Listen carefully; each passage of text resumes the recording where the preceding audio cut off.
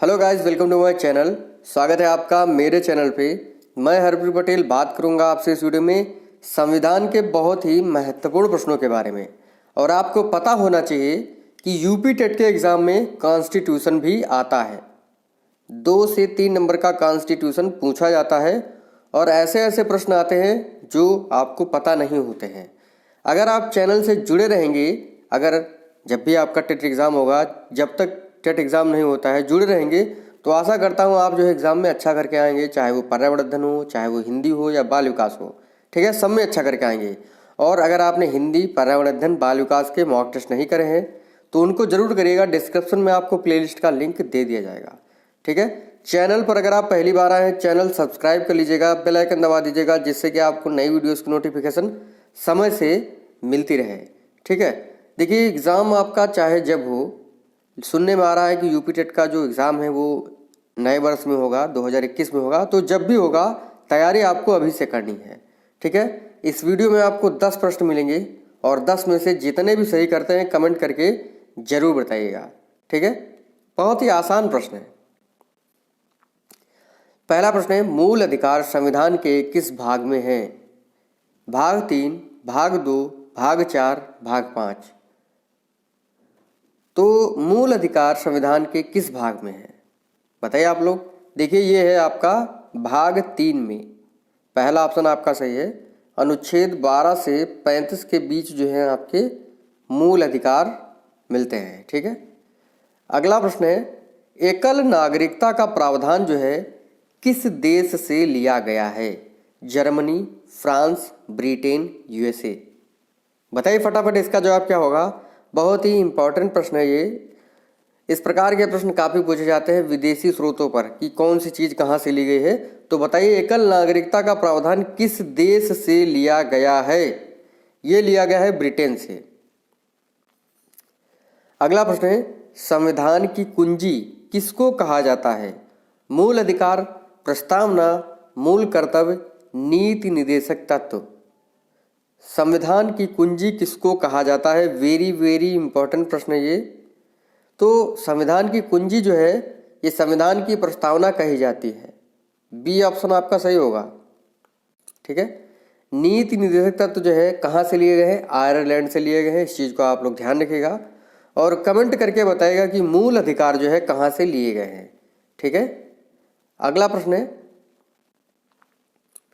भारतीय संविधान में समाजवादी, पंथ निरपेक्ष और राष्ट्र की अखंडता शब्द किस संशोधन द्वारा जोड़ा गया है? भारतीय संविधान में 44वें, 46वें, 43वें या 42वें। तो बताइए इसका जवाब क्या होगा? कि भारतीय संविधान में समाजवादी, पंथ निरपेक्ष और अखंडता जैसे शब्द जो हैं किस संशोधन द्वारा जोड़े गए हैं? तो ये जोड़े गए हैं 42वें संशोधन द्वारा सन 1976 में, ठीक है। तो आपका ऑप्शन डी सही है। अगला प्रश्न है, बहुत ही महत्वपूर्ण प्रश्न है। प्रारूप समिति के अध्यक्ष कौन थे?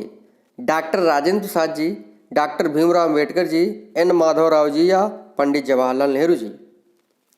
तो प्रारूप समिति के अध्यक्ष कौन थे? वेरी वेरी इंपॉर्टेंट प्रश्न है ये। देखिए, प्रारूप समिति के अध्यक्ष थे, कौन थे? तो ये थे doctor Bhimrao Ambedkar ji. B option सही है। तो 5 प्रश्न होते हैं, अभी 5 प्रश्न आपके बाकी हैं। 5 प्रश्न अगर आपने देख लिए हैं तो 5 प्रश्न भी अगले देखना बनता है, ठीक है। तो 6वां प्रश्न है, संविधान सभा की प्रथम बैठक कहाँ हुई थी? संविधान सभा की प्रथम बैठक कहाँ हुई थी? नई दिल्ली में, मुंबई में, प्रयागराज में, कानपुर में। देखिए, पहली बैठक 9 दिसंबर 1946 को हुई थी और इसके जो अस्थायी अध्यक्ष थे वो डॉक्टर सच्चिदानंद सिन्हा जी थे। तो संविधान सभा की प्रथम बैठक कहाँ हुई थी? ये हुई थी नई दिल्ली में। कहाँ हुई थी? नई दिल्ली में हुई थी। दूसरी बैठक 11 दिसंबर 1946 को हुई थी और संविधान सभा के स्थायी सदस्य थे डॉक्टर राजेंद्र प्रसाद जी। और डॉक्टर राजेंद्र प्रसाद जी हमारे प्रथम राष्ट्रपति थे और राजेंद्र प्रसाद जी बिहार के रहने वाले हैं। बिहार में कोसी नदी बहती है और कोसी नदी जो है सबसे अधिक मार्ग बदलने वाली नदी भारत की है? अगला है दल बदल कानून से जुड़ी हुई अनुसूची कौन सी है? 6वीं, 7वीं, 8वीं या 10वीं? दल बदल कानून जो है ये किससे जुड़ा हुआ है, किस अनुसूची से जुड़ा हुआ है? देखिए, भारतीय संविधान में 12 अनुसूचियां हैं वर्तमान में, और 10वीं अनुसूची में है दल बदल कानून का वर्णन होता है। डी ऑप्शन आपका सही है। अगला प्रश्न है, भारतीय 22 भाषाओं का वर्णन किस अनुसूची में है? भारत की 22 भाषाओं का वर्णन किस अनुसूची में मिलता है? 7 में, 8 में, 9 में या 10 में? 22 भाषाओं का वर्णन किस अनुसूची में है? तो ये है आपका अनुसूची 8 में। ठीक है। अगला प्रश्न है, मौलिक कर्तव्य किस देश से लिए गए हैं? फ्रांस, जापान, ऑस्ट्रेलिया, रसिया? मौलिक कर्तव्य किस देश से लिए गए हैं? तो ये लिया गया है आपका कहाँ से? रूस से, रसिया से। डी ऑप्शन आपका सही होगा। अगला प्रश्न है, नागरिकता का वर्णन किस अनुच्छेद में है? अनुच्छेद 5 से 11, अनुच्छेद 1 से 4, अनुच्छेद 12 से 16, अनुच्छेद 12 से 35? तो नागरिकता का वर्णन जो है किस अनुच्छेद में है?